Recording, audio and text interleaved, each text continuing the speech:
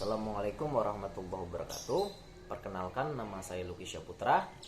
Saya kelas Sosiologi C semester 2. Di sini saya akan mengikuti UTS mata kuliah Metodologi Penelitian Sosial. Baik, di sini saya akan menjawab pertanyaan-pertanyaan yang ada. Yang pertama yaitu ada jelaskan apa yang Anda ketahui tentang metodologi penelitian sosial dan metodologi penelitian sosial.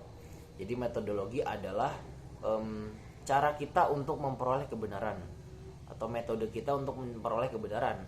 Adapun penelitian sosial adalah pengamatan yang kita lakukan terhadap masalah-masalah sosial. Jadi masalah sosial ini ada masyarakat, ada individu, ada kelompok, ada keluarga, bahkan yang lebih luasnya ada negara. Jadi jika kita kaitkan dari metodologi penelitian sosial, maka artinya cara kita untuk memperoleh kebenaran atau memperoleh khazanah keilmuan tentang dengan cara mengamati tentang sosial, tentang masyarakat, tentang individu, tentang kelompok atau bahkan negara. Gitu. Yang terstruktur tentunya. Ada pertanyaan kedua yaitu jelaskan ciri khas atau karakteristik penelitian sosial. Jadi menurut Paul Liddy ada 8 ciri khas penelitian sosial gitu loh. Yang pertama itu ada masalah. Jadi masalah ini adalah sumber kita untuk melakukan penelitian sosial. Jadi sebelum ada penelitian sosial tentunya kita harus memiliki masalah yang akan kita bawakan gitu, yang akan kita cari kebenarannya gitu. Kedua ada tujuan. Jadi selain ada masalah dari sebuah penelitian, maka juga ada tujuan. Jadi kita nggak mungkin tuh meneliti masalah yang ada tapi kita nggak punya tujuan. Jadi apa tujuannya kalau cuma masalahnya doang, nggak ada tujuannya, buat apa diteliti kan gitu. Ketiga ada rencana spesifik. Jadi sama halnya sebetulnya dengan tujuan. Rencana spesifik ya ini tujuan yang lebih spesifik, yang lebih terdetail gitu, terstruktur apa-apanya gitu, rumusannya apa gitu. Yang keempat ada prinsip. Jadi ada jika suatu penelitian maka harus memiliki prinsip gitu loh. Memiliki prinsip yang kita pegang agar tidak kemana-mana, tidak melenceng kanan, tidak melenceng kiri, tidak muter-muter gitu. Ada juga hipotesis. Hipotesis ini adalah pertanyaan gitu. Jadi ketika kita mencari masalah penelitian, mencari tujuan penelitian, itu kan biar lebih gampangnya kita buat pertanyaan atau hipotesis. Jadi kita lebih mudah saat mencari masalahnya, saat mencari tujuannya apa gitu, dengan hipotesis, dengan pertanyaan-pertanyaan yang ada kita buat gitu. Ada keenam itu asumsi. Asumsi ini sama halnya sebenarnya dengan pertanyaan. Asumsi kita terhadap masalah gitu, pendapat kita atau bahkan yang menjadi kebingungan kita dalam suatu masalah itu asumsi. Atau bahkan kita penilaian kita, asumsi itu penilaian terhadap suatu masalah yang akan diteliti itu asumsi. Terus ada data dan interpretasi data. Data ya ini bersumber dari objek yang akan kita teliti. Jadi salah satu ciri khas kan ada data. Jadi saat meneliti objek, maka kita harus mendapatkan data yang akan diteliti gitu, yang akan didapatkan gitu loh. Yang ke-8 ada siklus. Siklus ini artinya penelitian sosial ini berulang-ulang gitu siklusnya, gitu-gitu aja gitu. Ada siklusnya, jadi ada tahap-tahapnya. Ada juga ciri khas dari sumber lain. Yang pertama yaitu ada objek yang diteliti, yakni masyarakat. Nah, penelitian sosial kan, maka objek yang diteliti itu harus masyarakat. Saat kita ingin meneliti saat kita akan meneliti kita harus menemukan objeknya. Nah, objeknya ini ada di masyarakat. Kita misalnya anak jalanan, maka objeknya anak jalanan. Ketika kita ingin meneliti tentang geng motor, maka objeknya adalah geng motor gitu. Terus ada sumber penelitian yang jelas dan dapat bertanggungjawabkan. Nah, sumbernya ini dari objek itu belum tentu kan semuanya itu sumber gitu. Jadi kita mencari sumber yang ada seperti segini contohnya. Salah satu dari anggota geng motor tersebut kita jadikan sumber penelitian, kita tanya-tanya tentang apa itu geng motor, apa tujuannya, apa latar belakang kemudian dibentuknya geng motor tersebut, seperti itu. Terus ada bersifat ciri khasnya itu dinamis. Jadi namanya penelitian sosial karena objeknya adalah masyarakat, maka sifatnya adalah dinamis. Karena masyarakat ini tidak baku, bisa berubah-ubah sewaktu-waktu. Entah itu normanya, entah itu tingkah lakunya, itu bakal berubah, dinamis, tidak tetap, tidak baku. Ada sistematik, ciri khasnya sistematik karena penelitian itu berdasarkan sistematik yang ada secara empiris gitu, secara sistematik yang strukturnya setelah dibuat gitu.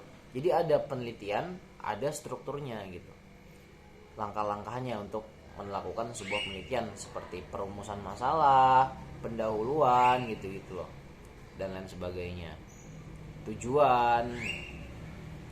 Terus yang kelima terakhir itu ada berdasarkan fakta yang ada di lapangan. Jadi untuk melakukan sebuah penelitian sosial itu ciri khas, menjadi satu ciri khas, yaitu berdasarkan fakta. Karena sebuah penelitian itu harus berdasarkan apa yang ada di lapangan, apa yang terjadi di masyarakat. Jadi nggak boleh cuma asumsi-asumsi saja tanpa fakta yang terjadi gitu loh. Kita lanjut ke pertanyaan yang ketiga. Ada 6 sumber masalah penelitian. Ini hasil observasi, literatur atau buku, jurnal, pengalaman, institusi, otoritas dan media massa. Jelaskan dan berikan contohnya masing-masing. Yang pertama saya akan dari hasil observasi. Tentu hasil observasi menjadi sumber masalah penelitian. Jadi untuk untuk mendapatkan masalah penelitian atau mendapatkan sumber masalah penelitian, tentu kita membutuhkan namanya observasi. Kita bisa melakukan observasi untuk mendapatkan hal tersebut. Kita turun ke lapangan, kita langsung mengamati objek yang akan kita teliti, itu observasi. Nah, di situ nanti kita akan mendapat sumber-sumber masalah dari situ. Yang kedua ada literatur atau buku. Jadi ada istilah kan, buku adalah jendela dunia. Maka semakin banyak kita baca buku, maka akan semakin gampang, semakin mudah persentasenya untuk menemukan sumber masalah penelitian gitu loh. Jadi kita baca buku A tentang negara, maka kita akan paham tentang negara. Kita akan mudah mendapatkan sumber dari masalah penelitian tentang negara. Kita baca buku tentang psikologi, maka kita akan paham tentang psikologi. Kita jadi bisa menentukan sumber masalah yang akan kita teliti dari perspektif sosiologi, contoh gitu. Terus ada juga dari jurnal. Nah, jurnal ini nggak beda jauh sama buku. Jurnal ini penelitian yang dilakukan oleh mahasiswa yang ditulis gitu, yang menjadi sumber rujukan nantinya saat kita mencari sumber masalah. Jadi semakin kita baca jurnal A, jurnal B, jurnal C, maka kita akan semakin dapat menentukan sumber-sumber masalah yang akan kita teliti gitu.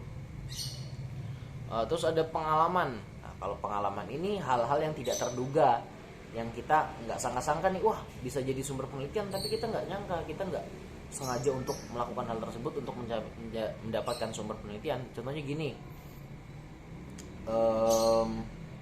saya ingin meneliti tentang remaja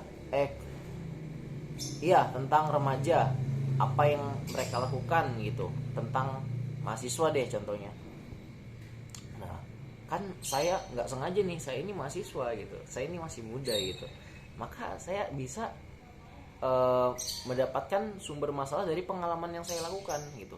Contoh gini, setiap malam saya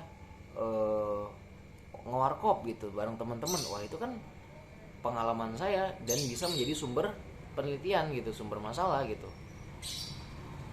Kemudian institusi adalah sekelompok orang gitu, sekelompok orang yang berkumpul untuk mencapai tujuan implisitnya atau eksplisitnya gitu.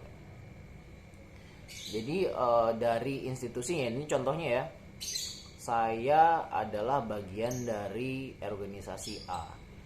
Maka di dalamnya ada dinamika sosial gitu, dinamika yang dilakukan oleh anggota institusi tersebut. Maka akan bisa menjadi sumber masalah penelitian kita gitu loh, dari institusi tersebut. Contoh untuk menjadi seorang ketua di institusi A gitu, di organisasi A, maka akan ada dinamika politik yang terjadi gitu. Nah, dan itu adalah bisa menjadi sumber masalah penelitian gitu loh. Gitu. Terus ada yang selanjutnya, ada otoritas dan media massa, yaitu yang terakhir nih ya. Otoritas itu kan adalah wewenang yang kita miliki, wewenang yang kita punya gitu. Contohnya saya sebagai gubernur gitu, saya menjadi direktur di sebuah perusahaan, maka saya akan memiliki otoritas gitu, memiliki wewenang untuk menyuruh bawahan-bawahan saya. Dengan hal tersebut saya akan bisa menciptakan sumber masalah yang tidak disengaja maupun yang saya sengaja gitu. Contohnya saya nyuruh bikin bla bla bla bla gitu, bikin apa gitu. Nah, ini ada kaitannya dengan media massa.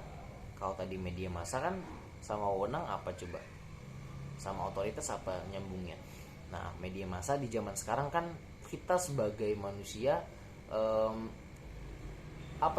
sudah wajar gitu, udah menjadi hal lumrah setiap hari itu berkecimpung pada media massa. Contoh, kita pagi-pagi udah buka IG, buka Facebook, buka Twitter untuk mencari-cari berita atau mencari-cari hal yang sedang terjadi saat ini kan gitu. Nah, ini ada kaitannya dengan otoritas, karena media massa di zaman sekarang itu memiliki otoritas penuh gitu, otoritas hampir penuh, besar otoritasnya terhadap paradigma yang ada di masyarakat, paradigma yang atau pemikiran masyarakat pada saat ini. Kenapa? Contoh ini bisa menjadi hal yang disengaja atau masalah yang sengaja dibuat oleh media massa. Contoh gini, saya sebagai ketua otoritas gitu di media A, saya ingin menciptakan kondisi masyarakat di mana masyarakat itu patuh protokol kesehatan saat COVID. Maka saya akan membuat berita sesuai fakta ya tentunya, tentang COVID gitu. Pada Januari 2022 tingkat Omikron meningkat pesat gitu. Pemerintah menaikkan siaga 3 gitu. Nah, itu kan bisa saat orang-orang lihat, mayoritas ngelihat, masyarakat ngelihat tentang berita tersebut, maka mereka akan lebih waspada gitu. Itu salah satu hal yang disengaja untuk menciptakan masalah penelitian, sumber penelitian. Dan itu seperti itulah gitu. Selanjutnya itu pertanyaan keempat, ada bagaimana cara membuat perumusan masalah. Judulnya, jenis penelitiannya, dan buatkan perumusan masalah yang relevan. 3 rumusan. Jadi untuk menentukan judulnya, maka akan ada rumusan masalah, apa objek yang akan diteliti, itu rumusan masalahnya. Terus kemudian ada untuk menentukan rumusan masalah jenis penelitiannya. Maka pertanyaannya, cara apa yang akan kita gunakan untuk meneliti objek tersebut? Nah, itu. Kemudian ada juga buatkan perumusan masalah yang relevan. Maka saya akan merumuskan 3. Apa objek yang akan diteliti? Apa hal yang akan dicari dari objek tersebut? 3. Bagaimana cara memanfaatkan data dari objek untuk dijadikan solusi dari gejala yang terjadi. Selanjutnya pertanyaan nomor 5, jelaskan perbedaan observasi, partisipasi, dan non-partisipasi. Jadi begini teman-teman, observasi partisipasi, saat kita mengamati objek penelitian, maka kita akan ikut serta melakukan apa yang mereka lakukan. Contoh, saya ingin meneliti anak jalanan, ya, maka saya akan ikut ke anak jalanan tersebut. Saya melakukan apa yang mereka lakukan gitu. Contohnya mengais rezeki dengan mengambil sampah untuk dikumpulkan, sampah-sampah plastik kemudian dipengepulkan gitu loh. Nah itu saya ikut gitu, maka itu saya menjadi observasi partisipan gitu, ikut langsung melakukan hal yang mereka lakukan. Jika observasi non partisipan, artinya saya ke anak jalanan tetap gitu, turun tanya-tanya doang tapi gitu, nggak ikut apa yang mereka lakukan sehari-hari. Nah itu observasi non partisipan. Yang keenam, jelaskan apa yang Anda ketahui tentang instrumen penelitian sama hipotesis. Jadi instrumen penelitian menurut Ibnu Hajar itu adalah alat bantu untuk memperoleh data penelitian. Adapun menurut Suharsimi Arikunto itu adalah alat untuk mendapat alat-alat pendukung untuk mendapat data penelitian. Adapun misalnya jenis-jenisnya ya, dari instrumen penelitian itu ada kuesioner, ada wawancara, dan lain sebagainya. Adapun hipotesis adalah gampangannya adalah pertanyaan atau bisa dibilang dugaan sementara gitu loh pada objek yang kita teliti gitu. Kita udah nilai duluan objek yang kita teliti, itu namanya hipotesis. Dan kemudian harus dilakukan pembuktian kebenarannya. Jadi jangan cuma praduga, tapi harus dibuktikan kebenarannya. Nah, itu hipotesis. Sekian mungkin jawaban UTS dari Lucky Syaputra. Kurang lebihnya mohon maaf. Assalamualaikum warahmatullahi wabarakatuh.